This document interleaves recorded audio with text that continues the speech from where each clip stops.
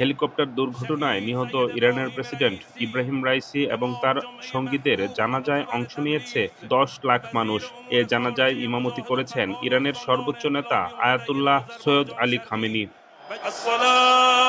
বুধবার সকালে তেহরান বিশ্ববিদ্যালয়ে ইব্রাহিম রাইসি সহ দুর্ঘটনায় নিহত 8 জনের মরদেহের কফিন নিয়ে আসা হয়। এর আগে মঙ্গলবার তাবরিজ, কোম ও তেহরানের গ্র্যান্ড মুসাল্লা মসজিদে কয়েক হাজার মানুষের উপস্থিতিতে তাদের শ্রদ্ধা নিবেদন করা হয়।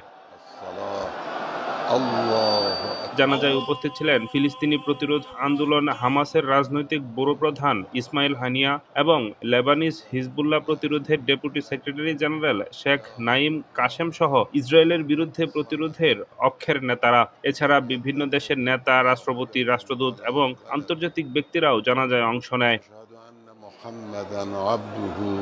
এ সময় তেহরান ইউনিভার্সিটি থেকে আজাদি স্কয়ার পর্যন্ত লাখ লাখ জনতার ঢল নামে। এর আগে প্রেসিডেন্ট রাইসি এবং তার সহযোগীদের প্রতি শ্রদ্ধা জানাতে মঙ্গলবার গভীর রাতে তেহরানের ইমাম খামেনি মুসল্লায় একটি শোক অনুষ্ঠানে জনস্রোত নেমেছিল।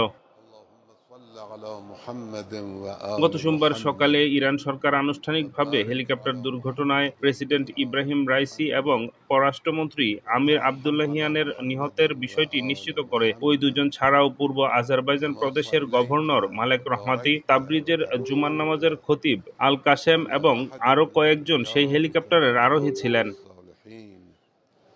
وصلى على جميع الأنبياء والمرسلين. الله أكبر. الله أكبر.